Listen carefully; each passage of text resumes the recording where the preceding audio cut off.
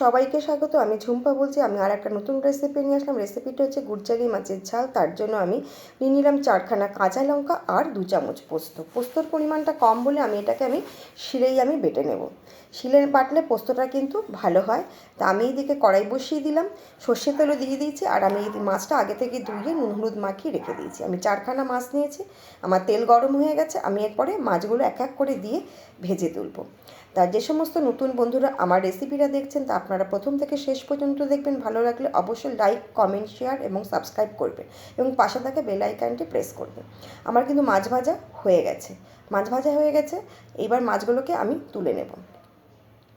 তুলে নিয়ে এরপরে আমি এর মধ্যে এই তেলেই আমি দিয়ে দেব।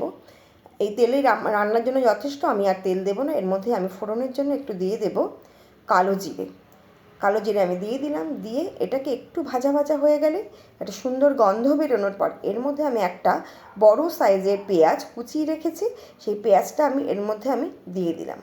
এই পেঁয়াজটা একটু ভালো করে ভেজে নিয়ে দিয়ে দেবো টমেটো। 4 ভাগের 1 ভাগ টমেটো আমি কুচিয়ে রেখেছিলাম, সেটাকে একটু তেলের মধ্যে দিয়ে এবার আমি 1 চামচ জিরের গুঁড়ো, 1 চামচ দেব ধনের গুঁড়ো 1 চামচ, আর দেবো রান্নার স্বাদের জন্য একটু দেবো, ঝালের জন্য একটু দিয়ে দিলাম লাল লঙ্কার গুঁড়ো, আর দেবো একটু লবণ। আর এরপরে একটু দেবো কালারের জন্য হলুদ। আচ্ছা, আমি আগে 4টে লঙ্কা দিয়েছি, এখন আমার 1 চামচ আমি লাল লঙ্কার গুঁড়ো দিয়েছি। ঝালটা আপনারা আপনাদের স্বাদ মতো দেবেন। আমি এবার এটা জল দিয়ে মশলাটাকে কষানো শুরু করলাম। মশলাটা কষানো হয়ে গেলে এর মধ্যে আমি দিয়ে দেব পোস্ত বাটাটা, যেটা আমি আগেই করে রেখেছিলাম। পোস্তটা কিন্তু বেশিক্ষণ তেলের মধ্যে কষাতে নেই, কষালে কিন্তু পোস্তর গন্ধটা চলে যায়। তাই আমার এই মশলাটা কাঁচা গন্ধ চলে যাওয়ার পর আমি দিয়ে দিলাম এবার পোস্ত বাটাটা, পোস্ত আর কাঁচা লঙ্কা বাটা। এটা দিয়ে একটু মশলাটার সঙ্গে নাড়াচাড়া করে নিয়েই আমি দিয়ে দেব জল। আর এই মাছটা যেহেতু একটু গামাখা হবে, সেহেতু আমাকে কিন্তু খুব বেশি জল দিতে হবে না, খুব অল্প জল দিলেই কিন্তু রান্নাটা হয়ে যাবে। আচ্ছা, আমার এই রেসিপিটা যাদের ভালো লাগবে আপনারা অবশ্যই লাইক, কমেন্ট, শেয়ার এবং সাবস্ক্রাইব করবেন, পাশে থাকা বেল আইকনটি প্রেস করবেন। আমার কিন্তু ঝোলটা ফুটে গেছে। আমি এর মধ্যে দিয়ে দেবো মাছগুলো দিয়ে এটাকে একটু ফোটাবো।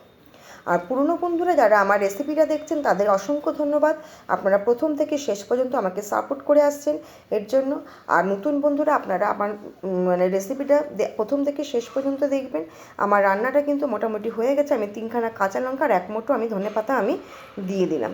দিয়ে এরপরে আমি এটাকে পরিবেশন করলেই গরম গরম ভাতের সঙ্গে এটা কিন্তু জাস্ট জমে যাবে। এত সুন্দর টেস্টি একটা মাছ। এই মাছটা কিন্তু অসম্ভব সুন্দর খেতে এবং স্বাদ খুবই সুন্দর। তা আমি এবার এটাকে সার্ভ করছি। আপনারা অবশ্যই এইভাবে মাছটাকে ট্রাই করবেন, দেখবেন কতটা এর স্বাদ ভালো। অবশ্যই যারা খেয়েছেন তারা তো নিশ্চয়ই জানেন, যারা এটা আগে কখনো ট্রাই করেননি অবশ্যই মাছটাকে এইভাবে রান্না করে দেখেন যে কতটা ভালো লাগে। শীতের সময় কিন্তু একটু ঝাল ঝাল খেতে ভালো লাগে। তা আমি এর জন্য এইভাবে রান্না করেছি। এটাকে অনেকভাবেই করা যায়।